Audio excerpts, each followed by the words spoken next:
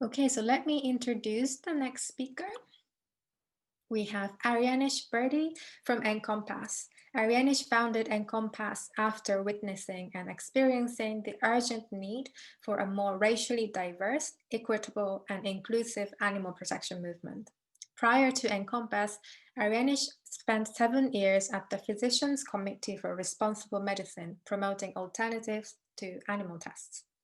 In addition to her more than 2 decades of experience in animal protection, Aryenish has also worked in other social justice movements, including those striving for racial justice, queer rights, and reproductive freedom. So without further ado, please welcome Aryenish. Hi, thank you so much. Okay, so I'm going to be speaking today on building your leadership presence, showing up for yourself and others.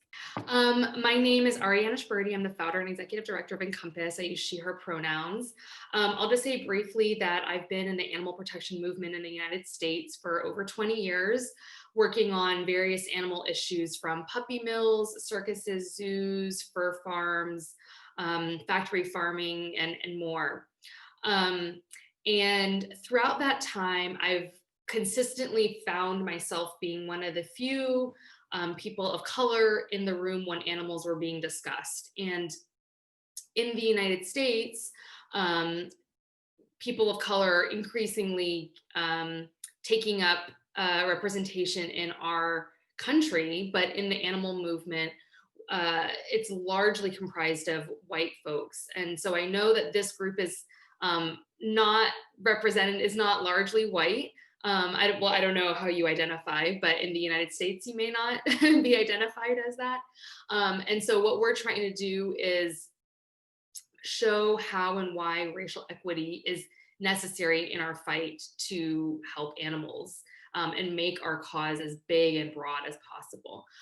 So if you identify as someone who is a person of the global majority, which is a term we're using to be as globally inclusive as possible, you can join our caucus, and this is our website here, and you can learn more about our terminology and the kinds of services we offer there. But we do offer leadership skills training, personal resiliency, and more. So please do check it out. If maybe someone could throw it in the chat for easy reference, that would be great. But it's encompassmovement.org/caucus. Thank you. So I want to share some rough objectives for our session today. I'd like to spend some time defining the qualities of leadership that we find valuable. Leadership is a discussion that everyone has some kind of idea about what that means. There are countless books, webinars, TED Talks about this, but I think what's most helpful is for us to define what that means uniquely for us, especially as people, as animal advocates. I'd like to help identify obstacles that we face when we think about ourselves as leaders, and this is something that I have a lot of personal struggle with, and I'm definitely on a path myself, but I'd love to share more about my journey and hear more about you. And I'd like to learn how we can stand together and build collective power, because as a movement, we know that we can only do our best work when we stand arm in arm with each other. And so I think working as a group and as a movement helps us build our power in a way that we can't as individuals. So I want to share some assumptions that I'm coming into this session with so that you understand my psychology and where I'm coming from. And I just want to ask real quick, I tend to be a fast speaker. Am I speaking too fast for closed captioning? Okay, great. Just give me any kind of hand signal to slow down if I'm going too fast. Great, thank you. So the assumptions that I'm carrying with me in speaking with you today is that I'd like to learn how collectively we can build our leadership presence in a way that doesn't negatively impact others. And every time I give a talk, I try to share that while I'm in the front of the room, I am very much on a journey and a path with you in both racial equity conversations that I have and leadership conversations. I'm a work in progress. And while I do have some things that I'm willing to share and impart, I'm on a process and I'm on a path too. The wisdom is inside you and this group already. And I think that that's something I have found myself earlier on in my career feeling like, I need to find someone else. I need to get this information from something outside of me. And the truth is that we do have this. We just have to tap into that confidence inside ourselves, and that knowledge inside ourselves and in the group. And I will need engagement to make this session a success. This is going to be a highly interactive session. So I would appreciate sharing your video. If you can engage with chat, that would be great, because this is, again, a group effort. So I want to start, like I said, with looking at leadership. In preparation for this talk, I looked at one of my colleagues, Steen van der Ploeg, who you may have heard or seen. She used to work at Anima International, is now doing some consulting for Wild Animal Initiative, and she gave a talk recently on leadership with a slightly different bent, but I was watching that in preparation for this talk, and I felt like the way that she defined leadership was really helpful for me, and I think would be helpful for this group. Leadership is the impact you can have irrespective of your authority. And there are a lot of different meanings and ways that people think about leadership and visual depictions, but I think that it's really helpful to understand that leadership isn't something that you need handed to you. It's not something that if you are in a position of authority, you have. Leadership is the way that we move through the world. You don't need a title in order to have leadership or be a leader. And there is truth to white folks and people who are socialized as men to be taught to be leaders. It's just a way that we are socialized throughout the world. But I think it's really important for women and women of color, women of the global majority, especially, to really tap into that. People who are running families or running households, or the older children. There's so much leadership that we do throughout our lives that we may not see as leadership, and we need to learn that that's leadership and tap into that. So I want to spend a little time, just a little bit, looking at the standard leadership qualities that we're taught. We're taught that leaders are often strategic and influential, visionary, focused, hardworking, honest, inspirational. Leaders are also, we're taught, are confident, charismatic, good communicators, which means they're good at public speaking or speaking in front of a group. They're decisive, have endurance, and have the ability to delegate. And I think that those are all important qualities. And they are qualities that leaders often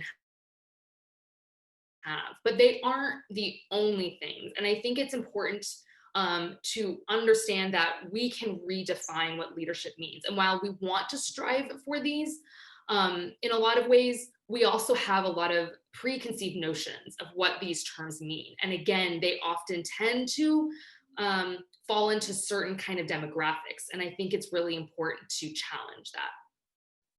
So I think it's really helpful to notice and identify some of the subtle leadership traits that we've observed as we move through the world and as we look at and try to identify leaders. And so was someone trying to jump in? Okay. And so for me, some of the things, I wanted to share some of the things that I've identified, but I'd then love to hear some of the things that you have identified as some of those more subtle, less written about leadership traits that I think are really what make the good stuff up. So I think leaders often model good behavior consistently, especially when it's hard. It's really easy, especially when our ego is involved, to make decisions that are best for us or our family members or our friends. But I think when we have a very strong ethically consistent way of moving through the world,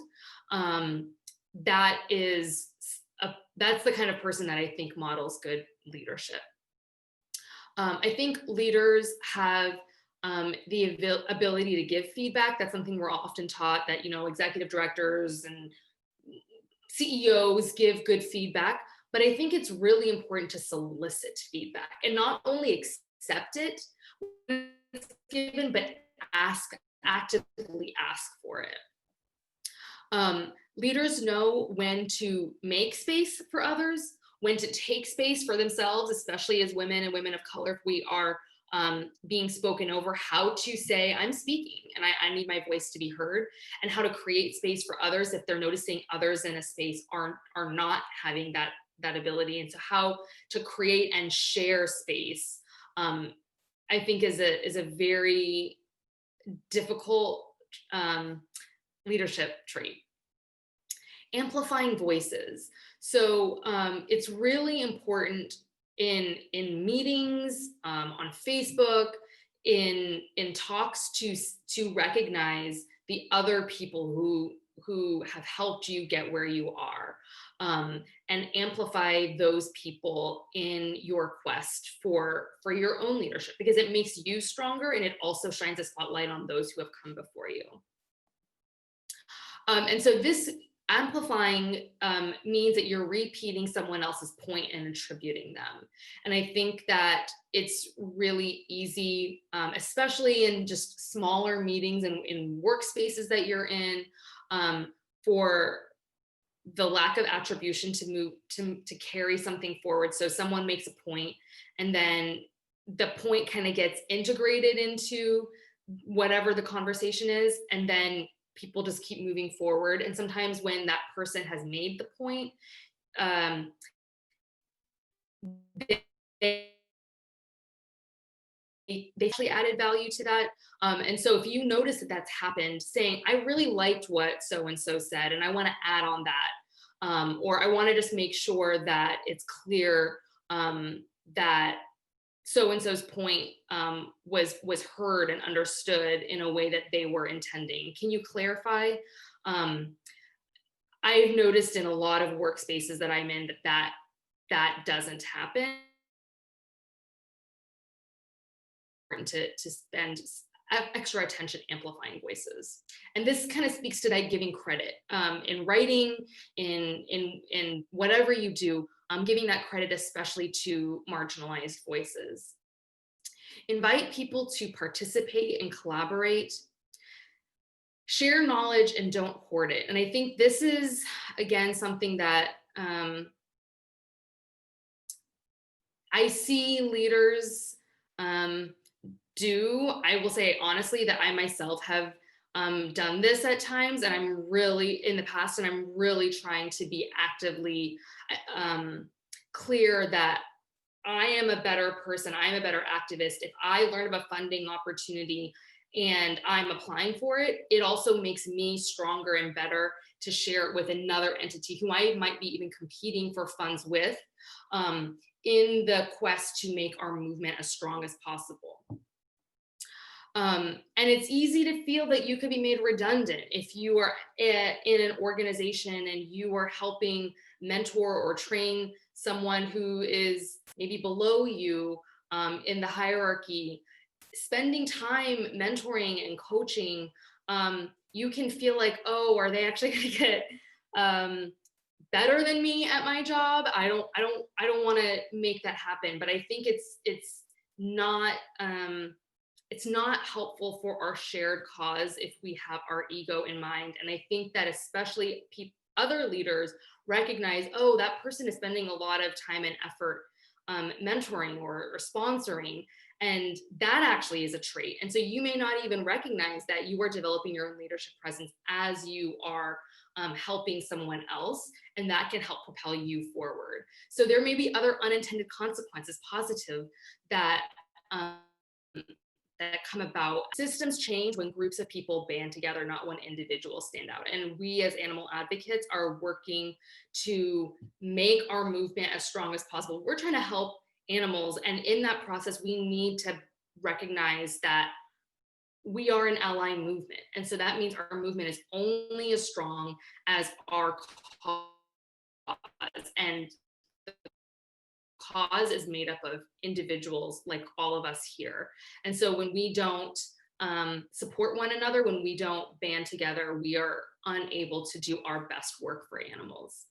And of course, fostering diversity, equity, inclusion, representation, these have to be core priorities in everything we do in order to make research that shows when the spaces, especially in corporations, they are more profitable, they are more equitable, they are more creative, they are more productive, they have lower rates of burnout. And so factoring all of this in to our leadership styles is necessary.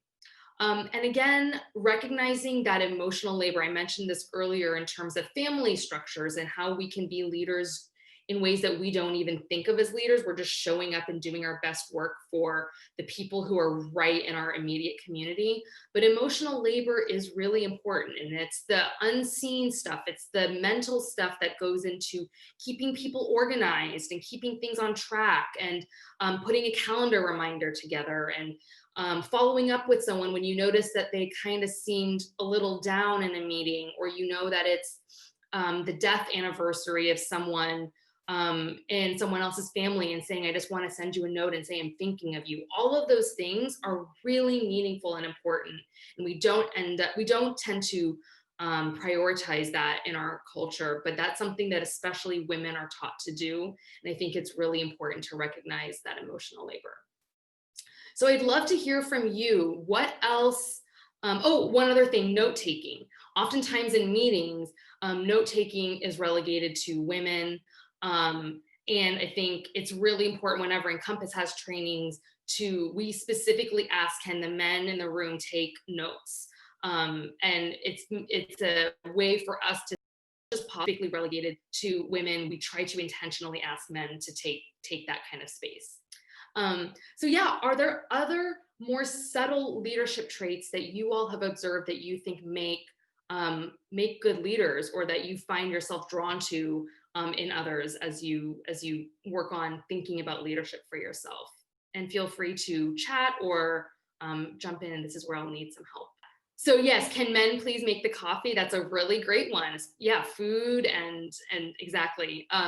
In the office, speaking of the office, there's one moment where Pam, who's a woman, and Ryan, who's a man, there's a big mess in the microwave. And the woman used to be in a secretarial role, but she's been promoted. And so now she's on even level playing field with the man in the hierarchy of the organization. And she does not want to clean the microwave because she knows as soon as she has to do it, then she's going to be the person who's seen as the cleaning person. But the man just says, oh, well, I'll just make it worse. And she's like, how would you make it worse by cleaning, putting a paper towel or a sponge to cleaning the microwave? But it's this idea that women are often seen as the people who clean the mess.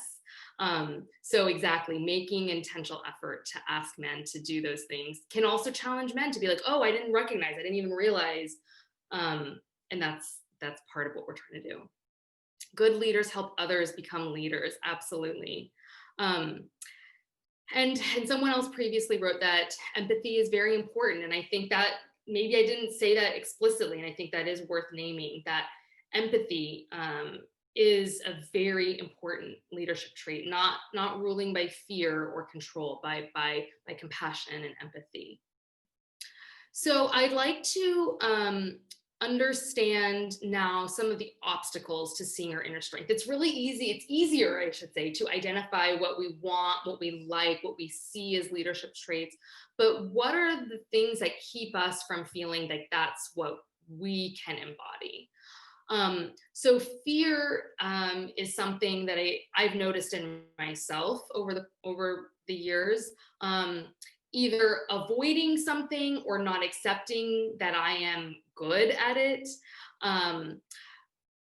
Again, I've mentioned this several times, and this is the lens through which I see the world. My racial identity, my gender identity, other marginalized identities, if you're queer or non-binary, if you are a person with disabilities, all of these things we are taught and socialized make us less than. Of course, it's never explicit, but we get all these subtle cues as we move through the world that is what we are. And so we need to take up that space, especially if we have a marginalized identity.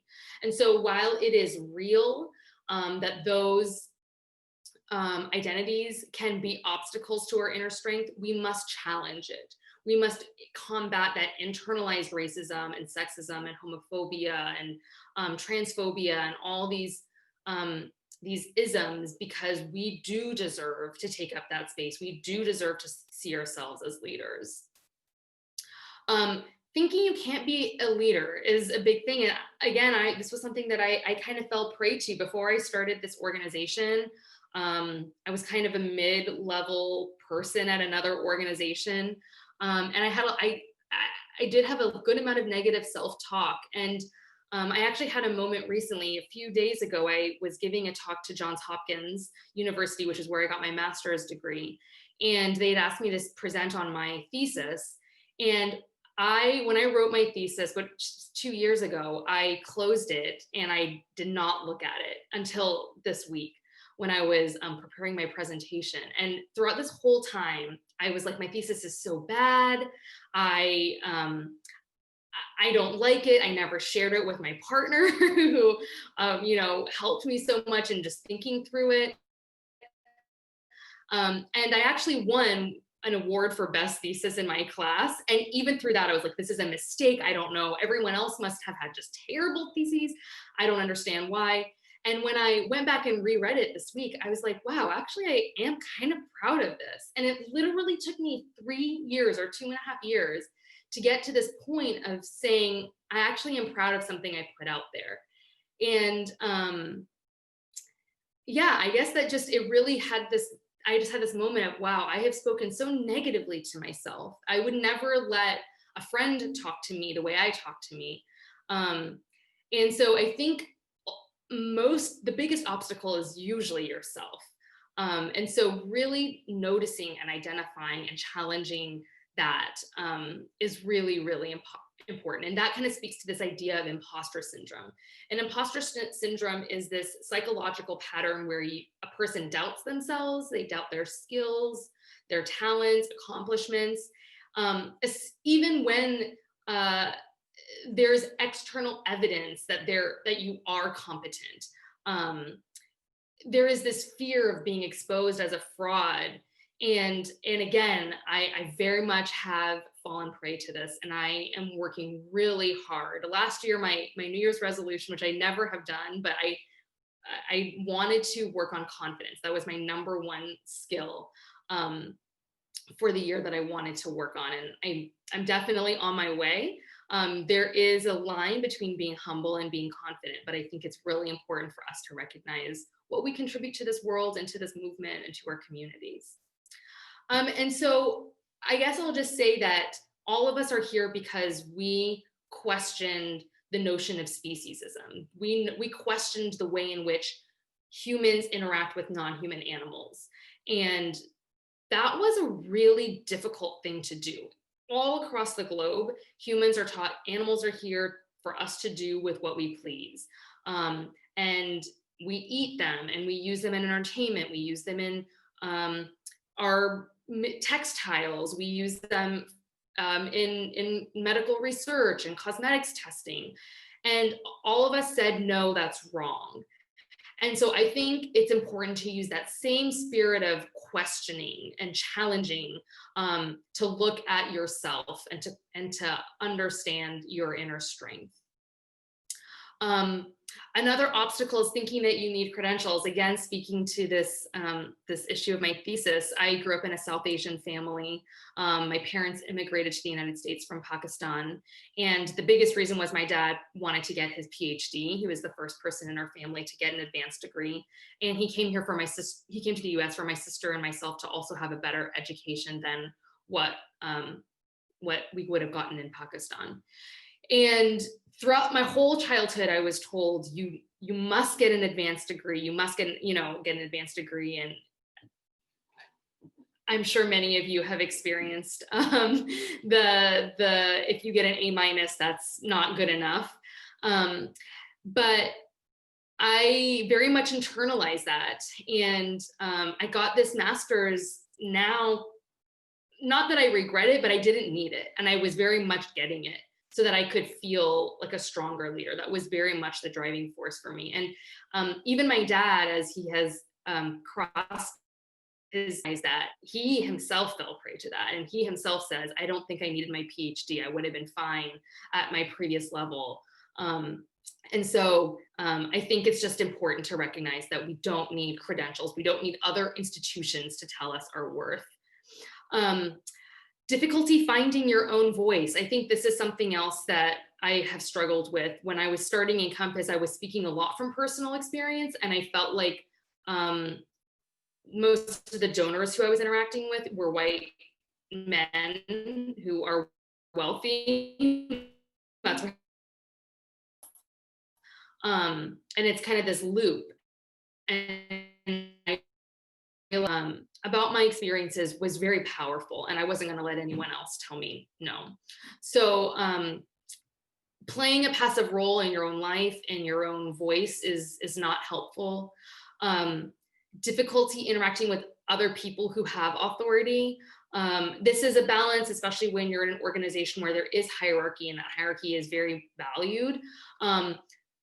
It's actually a leadership trait to be in a lower level role and know how to speak to someone with authority in a way that upholds your own power and your integrity and your ideas. And if you ultimately get your ideas aren't allowed to prevail, you know, at least for yourself, that you did the best that you can in communicating what you think is the best for animals. We tend to overestimate our mistakes, or we can ignore the usefulness of making mistakes and using that as an opportunity to learn and revise. And so on both sides, recognize that that is an obstacle for seeing your inner strength. And on the flip side, sometimes it's hard to forgive others for making mistakes. And so if someone has made a mistake and they've genuinely tried to make amends, and we are holding on to them, or we're freezing them in time, and not allowing them to also have an evolution, then we are limiting our ability, our community. And so I think it's important for us to also try our best to allow people to evolve. Not asking for help. This is not something I have a hard time with. I tend to ask for help a lot. I ask a lot of questions all the time. But I know that a lot of people sometimes view asking for help as a weakness. And I think it's important to really challenge that if that's an obstacle for you. Only looking out for yourself, and we talked about this earlier, your inner strength will grow when you look out for others. And actually, there was a study that found especially women are much easier at advocating, helping coach other women in advocating for raises or higher wages than they are for taking that own advice themselves. And so again, that's kind of the opposite of what I'm saying here, but it's very easy to either only look out for yourself or only look out for others. And so recognize which camp you may fall into and try to create more balance. And this is speaking to the not the taking care of yourself. So again, can we use the chat? And are there any other obstacles to seeing your inner strength that you see in your own life or that you've seen in others? Raul said it's okay to ask for help, and it's so important to be there for other people and yourself at the same time. Absolutely, I totally agree. Always comparing yourself to others. That's a really good one. I should add that. I definitely do that. Instead of comparing yourself with your previous self and recognize your own growth. That is such a great one. Yes. Not being able to say no, that's another really great one. That's something I'm working on right now at Encompass. This past year, I've worked really hard on trying to grow the organization to potentially the detriment of saying yes to too many things. And so as we're doing our strategic planning for 2021, I'm trying to keep as focused as possible so that we can be the best that we can be at the things we set out to do. So absolutely. Thinking that one person's rejection is the be all end all. Yes, that's another really great one, especially if you're writing and you're trying to place, an op-ed or a blog somewhere and you get rejected. It's a world of rejection. So keep striving. If you are trying to apply for a job and you don't get a job that you feel like was a dream job, keep trying.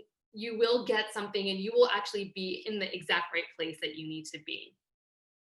not believing in yourself or your mission if people don't understand what you're doing. And another amazing one, I'm going to write all of these down for future presentations. Thank you so much. I think this is so important. And again, something that I very much was falling prey to in the beginning of myself founding this organization and taking that leap. And if any of you are thinking about trying to create space in your own countries for working on something, please reach out to me. I would love to help support you in that, especially if you feel alone. Sometimes that when you're trying to start something, it by necessity, by definition, it means that you're trying to create space for something that wasn't there before. And that can be a very lonely and difficult process and place, especially if you're in a country where there isn't a lot of other animal activism. So I just want you to know that I am here as a resource for you indefinitely. I'll be sharing my email address at the end. Please reach out if that's something that you struggle with. These are really, really great examples. For the sake of time, I'm just going to move forward, but please do continue to chat. So I'd like to spend some time looking at how we can show up and stand together. So again, I want to shine a spotlight. Our priority goal here is to help animals. This is the Animal Advocacy Conference.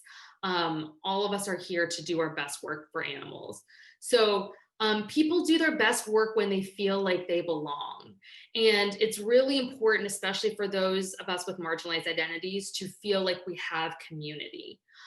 So building an affinity group is something that you can do. An affinity group is a kind of a closed group where people with a shared background or perspective come together to talk and build community. So our caucus is an affinity group of people of the global majority, but you can create a women's group, or you can create a queer group, or you can create a group of activists in Japan, or whatever it is. You can define it and define the scope.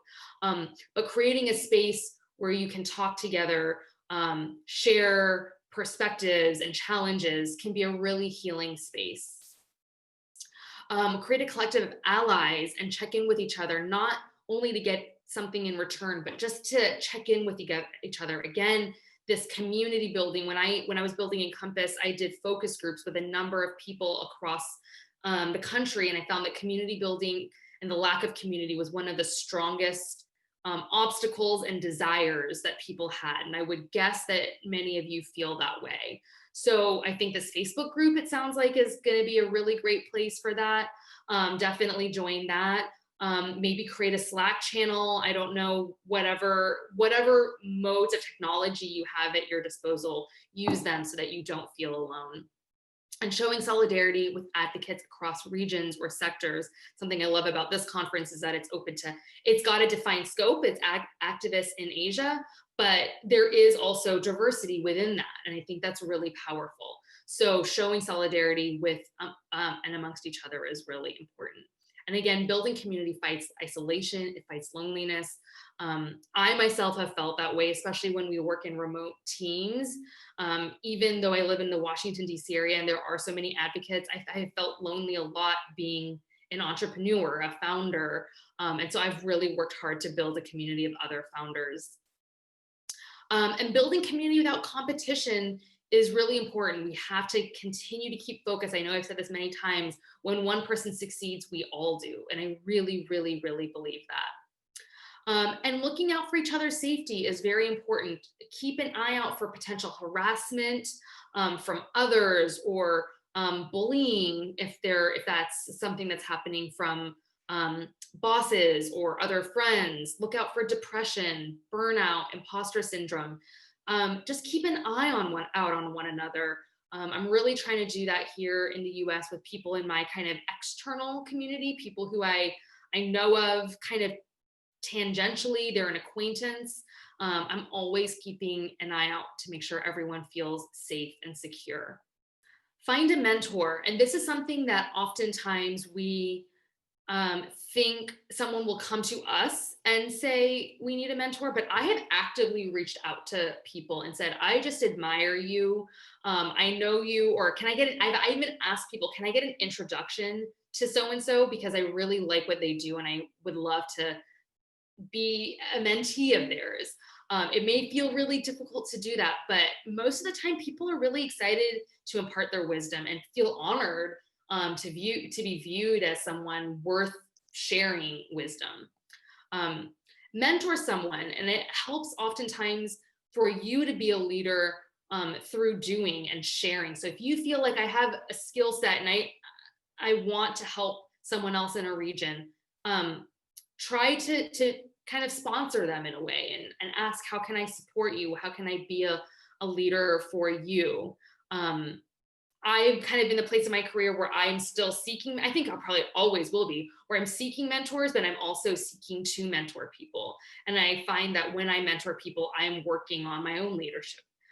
So that's another opportunity. Making introductions between people. I definitely view myself as a connector of sorts. And I'm always eager to connect people with funding opportunities or with just organizing potential, or connecting people with media opportunities. If a reporter is looking for someone to interview, I'm always looking to connect them with others. So just making connections, or just friends, or just, oh, you live in this country, maybe there is value in you both knowing each other, and there's something that can come out of this that I can't predict. Holding each other accountable is also important. When someone makes a harm, trying to be there in the quest to make this movement bigger and better. Foster anti-racism and fight colorism. Colorism is the idea that across the globe, people with darker skin suffer more. And so I know myself as a South Asian woman, I have a lot of light skin privilege.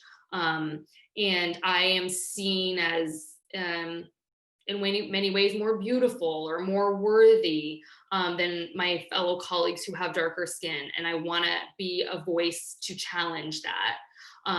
So fostering active anti-racism, not just being passively anti-racist, but active in fighting discrimination and inequity is really important. And this goes to the idea of not being a silent bystander. If you see harm happening, if you see a microaggression, if you see something that just doesn't sound right or feel right, stand up and say something. Use your voice. Using your voice helps you flex that muscle and be the best leader that you can be. And again, Encompass as caucus is here for helping build that. We will have a forthcoming database, which is going to be a better way of making connections than just right now it's me kind of informally connecting people, but we're going to be creating a talent database to connect people of color, people of the global majority, to opportunities, board positions, speaking positions, writing opportunities, and definitely jobs. I think that will likely be the thing that we do the most of. And we're looking especially to put people of the global majority in leadership roles. So we're working on it right now. I'm hoping to have it launched by Q1 of next year. But please do, if you're interested in learning more about that, sign up for our newsletters, join our caucus. We will be working on having people upload their resumes so that we can connect people, the global majority, with other opportunities out there that you may not know about. And again, the benefits of all of this work of standing together is building a stronger foundation of oneself and our movement. So we're running a little short on time. I'm thinking maybe we can just cut the breakout groups because we can just do that as a large group discussion. How else can we build community without competition? I'd love to hear from you. Oh, and I love that someone's saying that their strong point is being a connector. I think that's a really great thing throughout this presentation, and I think I might have this on a forthcoming slide. Think about what of these is your strong suit or what you want to work to cultivate, and spend active time working to build that or hone that or really use that skill and flex that muscle more. I love that someone is recognizing that. So yes, how else can we build community without competition? In my country, advocacy for animals is considered to be something that's done by overly sensitive people, as animals are considered commodities by nature. What would your advice be to combat this, as I wish to normalize animal welfare here? That's a really great question. Let me come back to that after we work on the build community, because I'll leave some time for questions. I see there was another question above. how do we know if we're doing a good job leading apart from serving our teams? Are there other ways? That's another really great question. I think, yes, surveying is absolutely something that that you can do. Doing an internal self audit. I have done this, and there are resources online. And maybe I should put together a worksheet. I haven't done that. I have done that kind of internally for myself, but not anything ever public. But there are ways that you can do an internal audit and then do it over the course of time, maybe every 6 months or every year, so that you can capture your own progress. I think that's something that you can do. Taking kind of an inventory based on your most closest colleagues and confidants, asking for a 360 review, asking for feedback. I think those are things that are that can be really helpful. What's your advice for white people or people who recognize their own privilege in our movement to create more equitable, inclusive, diversive movement for marginalized people? I have a whole talk just on this. I think it's really important for white people to really understand the ideology that undergoes white supremacy culture. And I know that may be kind of a big term. We spend a lot of time trying to normalize that, because that really is something that's pervasive throughout the world. The idea that whiteness is kind of the norm or the default, or that white people are devoid of race. What we need to really do in order to be able to envision a world with equity is to understand how we got to this place. And so I think one of the first things that's really important to do is do that self-reflection and understand what are the things that you have done in your life that have upheld that.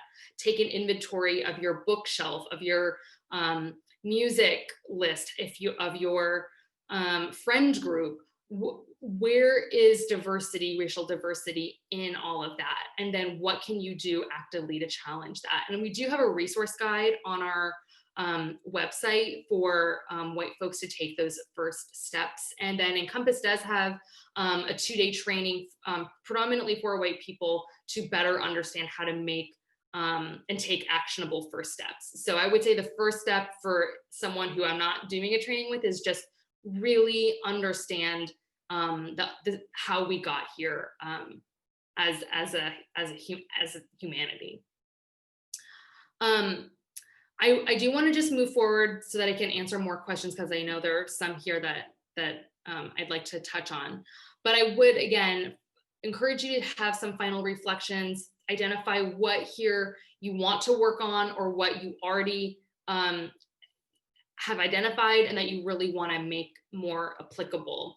And if you feel like leadership is something you need to really work on, fake it till you make it. I have very much tried to pretend to myself that I'm already a leader as a way to kind of trick myself into operating that way. And as you start giving yourself those affirmations, as you start recognizing yourself taking that kind of space and feeling more confident, it will become more natural for you.